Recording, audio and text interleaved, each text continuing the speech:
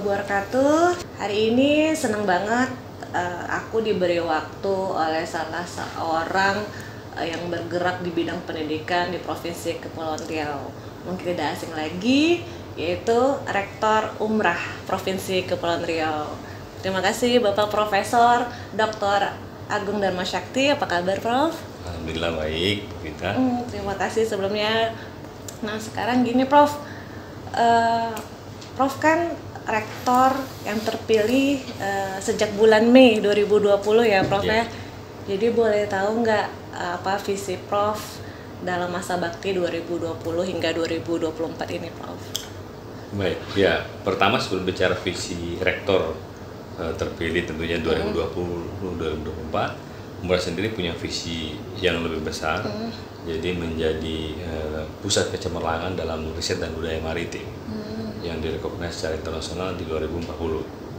Jadi riset dan budaya maritim. Nah, sebagai rektor untuk satu periode ini, maka saya memiliki juga visi jangka pendeknya yang kita inginkan supaya Umrah bisa menjadi center of excellence dalam pelaksanaan tridharma di dalam pendidikan tinggi, riset, kemudian mari social partnership dan tamadun maritim ya, yang di-recognize ya mungkin levelnya tidak di dunia tapi di ASEAN saja. ASEAN, jadi itu lebih singkat dan realnya kita 4 tahun ke depan akan mencoba lebih intek dengan mitra-mitra dan keluarga-keluarga kita dan partner kita di level ASEAN gitu. Tentunya juga sejalan di level nasional ya pasti. Dan gini, Prof, itu kan dari visi. Nah, kita masuk lagi kepada penjaminan mutu. Nah, bagaimana penjaminan mutu di Umrah sendiri, Prof? Ya, penjaminan mutu di Umrah ini hari ini masih di bawah lembaga LP3M kita, dan insya Allah tahun depan kita akan coba mereorganisasi sehingga itu bisa menjadi lembaga tersendiri, sehingga mereka memiliki kewenangan dan punya kekuatan dalam mengkontrol menjadi quality assurance dan quality controlnya di Umrah. Hari ini memang masih perlu banyak dibenahi dari mulai level prodi sampai ke level universitas gitu. Tapi ya kita berprogres lah dalam hal ini. Progres, oke. Baik, Prof. Saya kan tahu nih Prof alumni S1-nya Universitas Riau. Ya, Prof, maaf, jurusan apa, Prof? Ilmu kelautan. Ilmu kelautan. Nah, kemudian S2 dan S3-nya di Prancis ya, Prof? Ya, di Prancis. Boleh dong ceritain ke kita semua gimana prosesnya dari S1-nya di Riau bisa lanjut studinya tuh ke Prancis. Kita kan pengen tahu nih, mungkin bagi mahasiswa yang baru tamat S1 pengen mau S2, nah, apa sih gitu kiat-kiatnya, Prof? Ya, jadi yang nomor satu itu pertama adalah kita bisa membaca situasi. Saya ingat pada saat saya SMA mau mencari jurusan-jurusan yang harus dipilih. Saat itu semua orang ingin anaknya masuk ke kedokteran gitu ya dan sebagainya. Tapi saya melihat bahwa harusnya kita mencari satu hal yang tidak mesti yang mengikuti mainstream yang ada. Apa yang kira-kira akan berkembang di kemudian hari. Kalau zaman dulu namanya UMPTN ya, UMPTN itu sama dengan UTBK, SBMPTN kita sekarang. Nah itu saya memang melis itu program studi yang ada di seluruh perguruan tinggi negeri di Indonesia dari mulai Aceh sampai ke Papua. Nah, itu saya sortir kira-kira apa prodi yang ini akan berkembang di masa depan. Itu saya di tahun 92 ya, 93. Jadi saya ingin melihat ada program studi yang kira-kira akan berkembang di masa depan. Ternyata setelah saya coba lihat ada teknik perkapalan, ada teknik penerbangan dan sebagainya, ada yang menarik di situ, ada ilmu kelautan. Ilmu kelautan. Dan saya cek, benar-benar saya cek itu hanya ada 6 perguruan tinggi di Indonesia yang punya program studi ilmu kelautan saat itu. Saya berpikir kenapa ilmu kelautan di sebuah negara yang 70% wilayahnya adalah laut, kok program studinya hanya ada 7. Sementara jurusan pertanian ada di semua perguruan tinggi di Indonesia, hampir semua perguruan tinggi di Indonesia itu ya punya prodi pertanian misalnya. Jadi saya berpikir langsung, oh mungkin ini adalah hal yang baru akan berkembang. Nah itu sudah membuat saya menentukan bahwa saya harus mencari suatu program studi yang akan berkembang di masa mendatang karena sekarang belum berkembang. Saat itu maksudnya. Nah, saya putuskan saya mengambil prodi ilmu kelautan. Nah, kemudian di mana dari 6 universitas ini? Ada satu di UNRI, di Pekanbaru, kemudian ada di IPB, ada di di Ponorogo, di Semarang, dan 3 lagi di timur, yaitu di Universitas Samratulangi, Universitas Hasanuddin, dan Universitas Patimura. Nah, pilihan saya jatuh kepada UNRI karena apa? Karena saya lihat UNRI adalah miniatur Indonesia, jadi provinsi yang punya banyak pulau ya. Dulu Kepulauan Riau juga masih bagian dari provinsi Riau ya. Nah, sehingga saya lihat ini belajar ilmu kelautan itu harusnya di tempat yang memang juga merefleksikan tentang kelautan di Indonesia itu sendiri, sehingga pilihan saya jatuhnya ke UNRI itu satu. Nah, jadi saya benar-benar menentukan mencoba membuat sendiri bagaimana saya ke depan akan menjadinya gitu. Nah, itu penting sekali buat adik-adik untuk bisa memastikan bahwa kita harus punya satu visi, ya kan? Punya satu tujuan, tujuan yang harus kita secara determinan kita yakini itu bisa menjadi satu hal yang akan bermanfaat buat kita, sehingga kita ambil itu. Nah, setelah saya kuliah tentu ya seperti yang lain juga, selain dari akademik saya juga ingin mengembangkan diri melalui berbagai kegiatan-kegiatan ya di organisasi. Juga saya di himpunan mahasiswa kelautan. Saya dulu adalah external affair untuk kerjasama di himpunan mahasiswa ilmu kelautan. Kemudian juga saya ikut di kegiatan-kegiatan olahraga banyaknya, rock climbing, kemudian mountaineering, dan juga kegiatan-kegiatan seni misalnya dari musik dan sebagainya.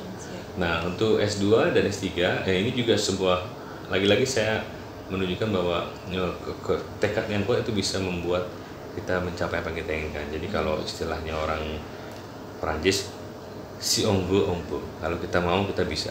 Kalau kita mau kita bisa. Manjada wajada gitu, kalau bahasa yang lebih populer lagi. Jadi padahal saya ya baru lulus S1, kemudian mau cari beasiswanya maunya ke luar negeri. Karena apa saya mau ke luar negeri? Karena saya berinteraksi dengan dosen-dosen yang memang alumni luar negeri. Jadi saat itu beasiswa atau bukan, Prof? Beasiswa. Nah, justru beasiswa. Justru yang lebih menariknya lagi, saya ini kan belum terikat dengan instansi manapun. Saat itu ya, Prof. Dan itu susah untuk mendapat beasiswa seperti itu. Jadi saya benar-benar bergerilya dari kedutaan satu ke kedutaan lain, bertanya, ada nggak program beasiswa?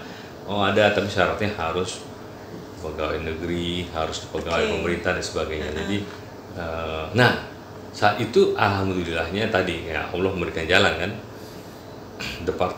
Presiden Abdurrahman Wahid membuat sebuah departemen atau kementerian lah kalau sekarang ya, namanya Departemen Eksplorasi Perikanan dan Kelautan.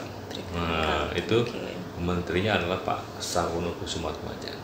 Saya lagi-lagi ini juga Pak adik-adik harus punya keberanian ya. Jadi saya menghadap ke menteri. Jadi bayangkan lulusan S1 yang dari perguruan tinggi yang entah-entah berantah ya di UNRI saat itu buat Jakarta kan bukan hal yang ini juga ya. Datang menghadap meminta beasiswa. Jadi saya ingat Pak Sarwono bilang, waduh Mas, kami ini pegawai juga baru 16 orang katanya, nggak punya uang. Gimana caranya gitu? Ditawarkan kalau perlu kamu bantu saya kerja di sini. Dia bilang saya ingin sekali bekerja untuk membangun kelautan di Indonesia Pak, tapi saya perlu ilmu dulu, saya harus belajar. Gitu. Jadi sampai Pak Sarwono tuh berpikir keras gimana caranya bahkan dia kasih memo ke saya untuk bertemu dengan salah seorang kolega dia yang pengusaha perikanan yang besar. Saya disuruh minta uang ke sana, minta beasiswa. Saya temui juga tuh ada orang India kan, ya lagi-lagi buat dia ini itu expensive Agung katanya kan. Tuition fee-nya $22.000 Australia. Itu saya belum Prancis. Justru ini saya carinya maunya ke Amerika, ke Perancis, ke Australia. Saya mau ke Australia karena saya kan penyelam. Saya juga saat itu saya sudah menjadi diver tahun 95, saya sudah dapat sertifikat selam. Sehingga saya pengen S2-nya kaitannya harus dengan coral, dan coral reef itu ya dalam benaknya anak muda Agung saat itu adalah Great Barrier Reef di Australia kan.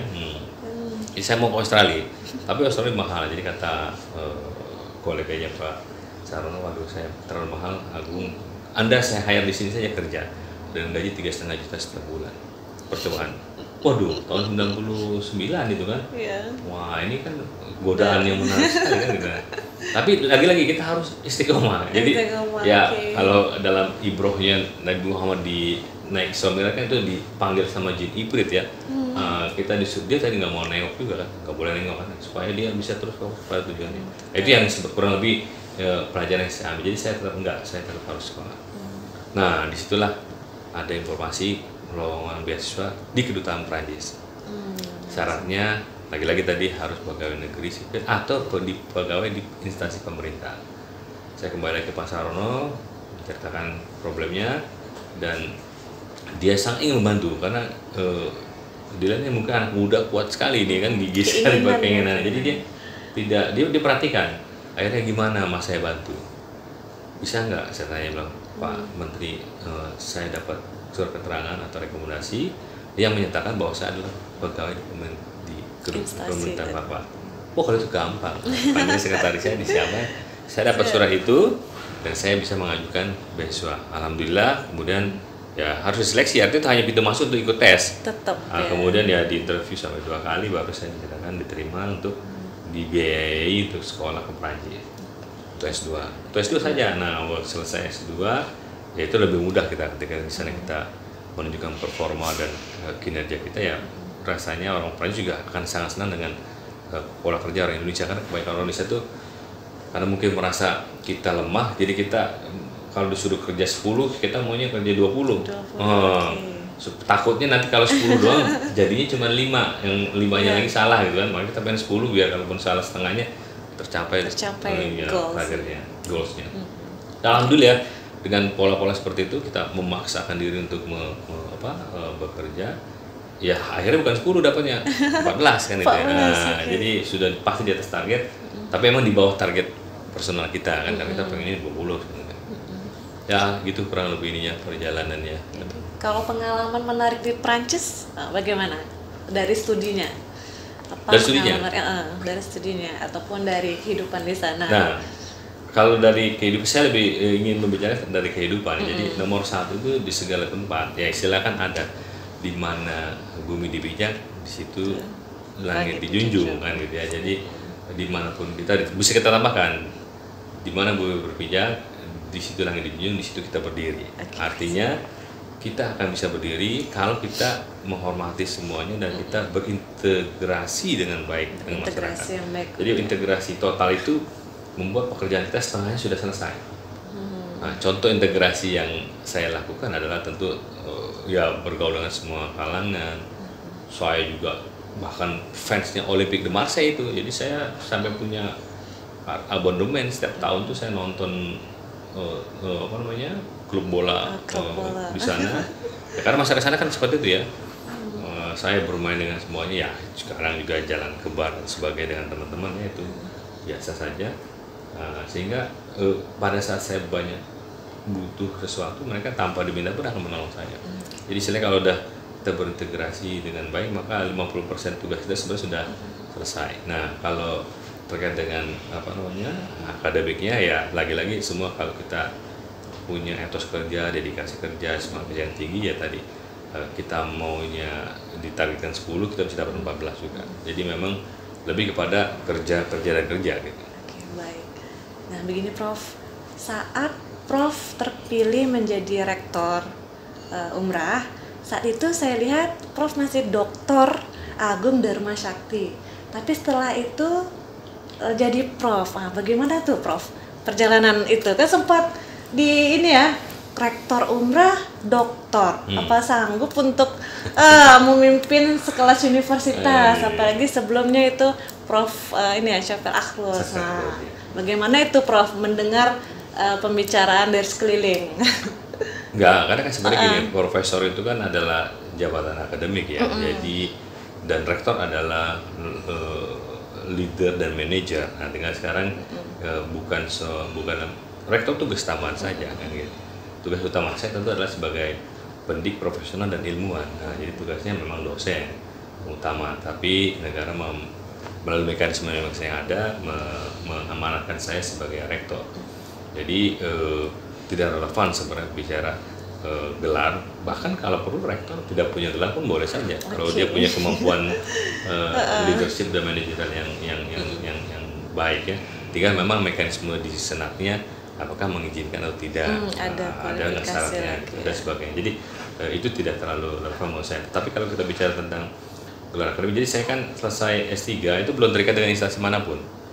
Jadi saya free, dan saya itu dibiayai oleh pemerintah Perancis, jadi saya memang punya kebebasan saat itu.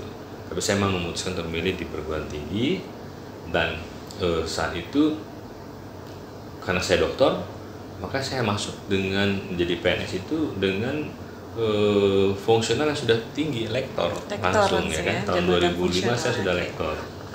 Nah, apa yang terjadi saat itu, saya dengan etos kerja dan ritme kerja yang saya yakini punya kapasitas akselerasi, saya mentargetkan menjadi guru besar umur 35 tahun karena saya dokter umur 28 tahun kan.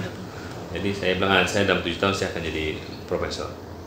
Kendalanya lah ya ini baru akhirnya godaan jin ibrit berhasil dipanggil lagi Agung, akhirnya saya nengok ke belakang. Jadi saya tidak fokus ke akademik. Jadi saya fokusnya pada hal lain yang juga bermanfaat tentunya, pengabdian kepada masyarakat. Jadi saya baik ikut kegiatan-kegiatan yang sifatnya project ya gitu ya, dengan perusahaan-perusahaan oil and gas company. Jadi itu memperkaya pengalaman saya, tapi sudah pasti membuat delay yang important sama karir saya sebagai dosen. Jadi setelah 7 tahun baru saya, kamu belum juga jadi profesor nih. Padahal targetnya 35 tahun nih, ada something wrong, berarti Anda tidak lagi fokus. Untuk itu saya mulai kembali. Oke, sekarang kita mulai kembali lagi kepada ini, dan baru 2016 saya menjadi lektor kepala. Jadi bayangkan untuk dari 2005 ke 2016 11 tahun untuk naik level 1. Padahal seharusnya bisa hanya dengan 4 tahun kan? Atau mungkin lebih cepat lagi.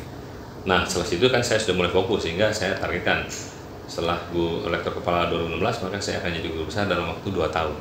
Tapi sebelum 2 tahun saya sudah diminta untuk kebantuan ke umrah, sehingga ini mendelay juga proses ke guru besar karena ada pertimbangan apakah saya akan menjadi guru besar di Unsud sebelumnya atau di umrah. Dan untuk kepentingan yang lebih memiliki impact adalah sebaiknya saya memutasi ke umrah permanen dan menjadi guru besar di umrah. Nah itu akhirnya yang dipilih oleh saya, dan itu bisa dalam waktu 4 tahun, dan sebenarnya bisa saya percepat menjadi 2 tahun saja saat itu.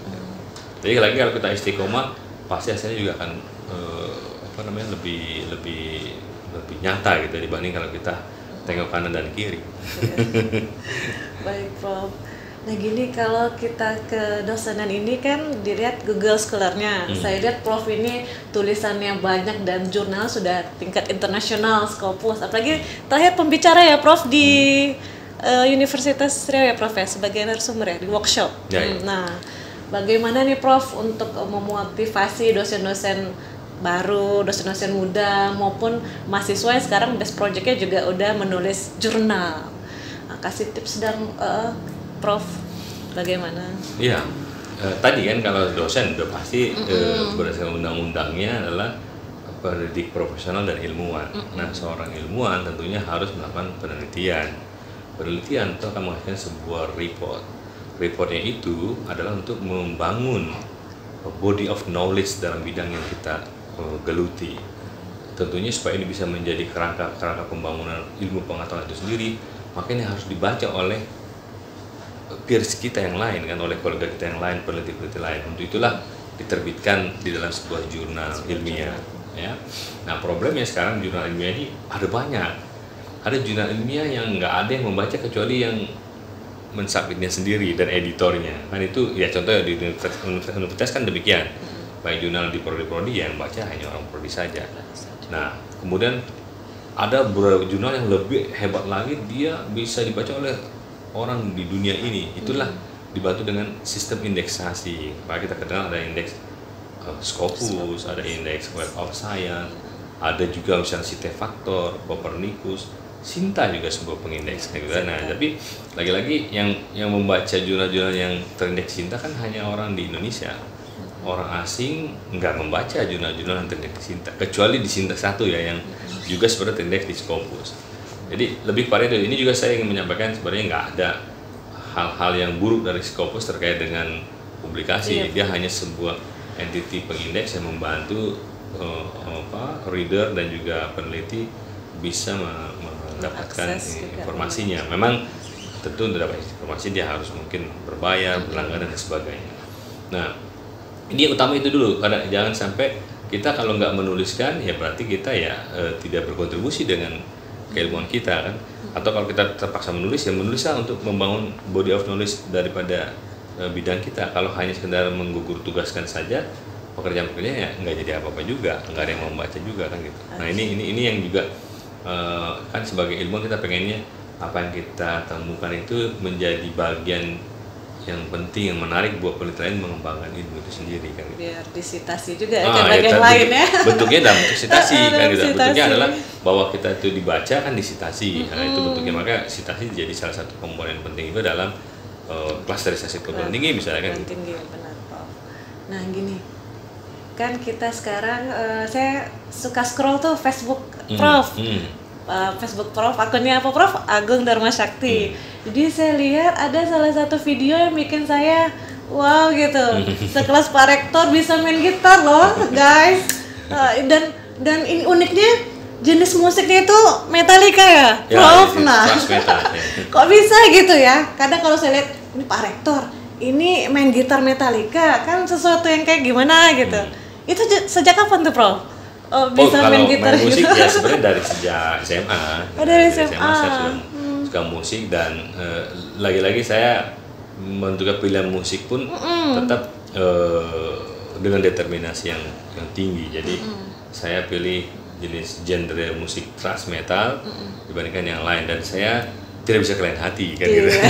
Jadi yang mana kita nyaman ya. Jadi susah saya juga untuk bisa bermusik untuk dalam genre-genre yang lain ya. Meskipun saya bisa saja bernyanyi itu apa ya, tetapi yang saya ada feel-nya itu enjoy dan kemudian menikmati tadi adalah musik itu dari genre thrash metal ya gitu. Thrash metal itu ya identik dengan yang paling terdeteksi adalah kan kecepatan dan ketepatannya dalam memainkan instrumen serta kekuatan liriknya. Jadi sebenarnya lirik-liriknya itu yang membuat saya tertarik dalam musik thrash metal karena liriknya ya berisi tentang pesan-pesan sosial, kritik sosial, kemudian juga bahkan kadang juga mengkritisi sedikit tentang tata nilai yang ada di masyarakat dan sebagainya gitu. Baiklah, nah sekarang bagaimana Prof membagi waktu? Kan pertama jadi dosen dengan tugas tambahan sebagai rektor, ya kan? Kemudian juga organisasi, menulis yang terlebih-lebih, kemudian menyalurkan hobinya dan mungkin keluarga juga, teman-teman. Bagaimana itu Prof membagi waktunya?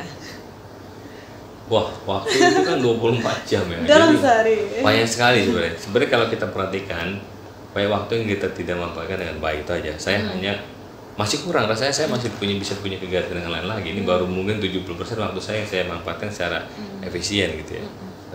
Jadi lebih kepada ya saya nggak mau melihat waktu itu buat saya adalah satu hal yang continue ya. Jadi saya jalani saja, terus saya isi waktu itu dengan hal-hal yang sepositif mungkin. Kalau perlu saya istirahat, saya mau enjoy dan sebagainya tanpa terlalu terbebani. Dan nyatanya memang bayangan saya kalau saya mencoba mengkuantifikasi dengan tadi yang Ibu bilang kegiatan-kegiatan itu, saya masih banyak waktu luang saya gitu. Masih sangat banyak waktu luang saya. Jadi saya nggak lihat ini menjadi satu kesibukan yang membuat saya jadi terbebani gitu. Jadi intinya kita harus passion dengan waktu, passion in time. Enjoy aja ya Prof. Enjoy dengan waktunya. Baiklah, ini mungkin pertanyaan terakhir ya Prof. Ya, tapi ini saya harapkan Prof bisa mengeksplornya, dan ini adalah bagaimana Prof memotivasi kaum milenial. Pertama di bidang perkuliahannya. Sekarang kan kita masih dalam pandemi new normal. Perkuliahannya bagaimana Prof, dan motivasi untuk menjadi lebih baik itu bagaimana Prof? Karena saya sudah mengkategorikan Prof termasuk orang yang sukses. Nah, bagaimana motivasi untuk kita ini kaum milenial? Ya, buat generasi milenial, Indonesia mencanangkan 100 tahun kemerdekaan itu adalah sebagai tahun emasnya Indonesia. 2045. Itu tinggal 25 tahun lagi. Nah, generasi milenial di 2045 adalah generasi yang akan menjadi pemimpin di Indonesia. Ya. Indonesia, jadi adik-adik harus sadar akan tanggung jawab itu. Harus sadar. Nah, bahwa ada tanggung jawab yang dibebankan kepada adik-adik generasi milenial untuk meneruskan Indonesia mau menjadi apa nantinya. Dan kalau hitungan matematikanya, bonus demografi yang ada buat Indonesia itu harusnya membuat kita menjadi bangsa besar. Orang di berbagai dunia sudah memprediksi Indonesia menjadi 5 besar, 8 besar, ada yang bilang 10 besar gitu ya. Karena tadi kita punya struktur demografi yang luar biasa bagusnya, dan ini adalah peran dari adik-adik milenial nantinya. Nah, tinggal apakah generasi milenial menyadari hal itu? Nah, ini yang kita harus sama-sama hentakkan mereka supaya mereka sadar bahwa tanggung jawab ada di pundak mereka. Nah, dalam realitanya kebanyakan adik-adik milenial ini tidak memanfaatkan waktu dengan baik. Nah, kan gitu ya. Jadi waktu itu sangat banyak ya. Tadi saya sendiri masih merasa belum memanfaatkan waktu saya sebaik mungkin, masih ada 30% waktu saya yang berpakai. Ini kalau ada adik milenial itu ya mungkin bisa lebih baik lagi. Jadi sayang sekali kalau di usia produktif tidak menghasilkan hal-hal yang produktif. Nah, ini perlu di sama-sama pertama diberikan kesadaran dahulu bahwa ada hal besar yang diemban oleh adik-adik generasi milenial. Nah, ini tentu juga bagian dari sebuah sistem ya. Jadi kita juga generasi sebelumnya ikut bertanggung jawab dalam hal ini untuk bisa mentransfer tanggung jawab tadi kepada adik-adik generasi milenial. Nah, generasi milenial ya, kalau saya mengutip apa yang disampaikan oleh Rektor Umrah sebelumnya, sering beliau mengatakan barang siapa tidak sungguh-sungguh maka akan sia-sia, gitu kan? Dan itu akan terjadi pada siapapun. Ketika tadi saya tidak sungguh-sungguh dalam bidang akademik, ya saya mendelay menjadi guru besar 10 tahun, 9 tahun bahkan kan, dari 35 jadi umur 44. Mendelay, meskipun tidak ada konsekuensi yang berat juga dari situ, tapi artinya milestone kita juga akan harus beradaptasi kembali. Jadi adik-adik harus sungguh-sungguh saja intinya. Menurut saya harus sungguh, karena istilahnya gini, kalau saya bilang motivasi yang paling kuat adalah kalau kita mengutip dari ajaran Islam ya gitu ya. Jadi Allah menciptakan jin dan manusia hanya untuk beribadah. Nah, sebenarnya apa yang kita lakukan dalam kehidupan sehari-hari, ketika kita niatkan itu sebagai sebuah ibadah, itu akan luar biasa tentunya. Nah, jadi kalau dalam sehari-hari kita yakin bahwa yang kita lakukan apapun itu adalah merupakan bentuk dari ibadah kepada Allah, maka kita akan berusaha menjaga ibadah itu menjadi satu hal yang bermanfaat. Kita tidak mau mengotori hal-hal itu dengan hal yang tidak baik kan, tidak mau membuang-buang waktu untuk hal yang tidak penting. Nah, ini yang paling jadi masalah menurut saya. Kita harus sama-sama aware bahwa harus kembali kepada tadi, harus enjoy dan berpassion dalam waktu. Jadi waktu itu harus menjadi satu hal yang kendaraan kita untuk selalu berkarya dan berkarya. Mungkin gitu kali ya. Baik, Prof. Jadi banyak sekali yang bisa kita petik dari petuah Prof untuk hari ini. Yakini bagaimana kita kaum milenial itu sadar akan tanggung jawab, bersungguh-sungguh, karena kalau kita mau kita bisa ya. Tentunya harus dibarengi dengan niat yang baik untuk ibadah. Baiklah Prof, sebelumnya memang kami ucapkan terima kasih banyak ya, sudah bisa dapat berkunjung ke sini, kemudian berbincang dengan Prof. Semoga Prof kami doakan selalu sehat dan amin, semakin sukses. Baiklah, gini guys, kita akhiri, kemudian jangan lupa subscribe dan klik tombol channel. Oke, Assalamualaikum warahmatullahi wabarakatuh. Waalaikumsalam. Oke Prof, ya. terima kasih banyak.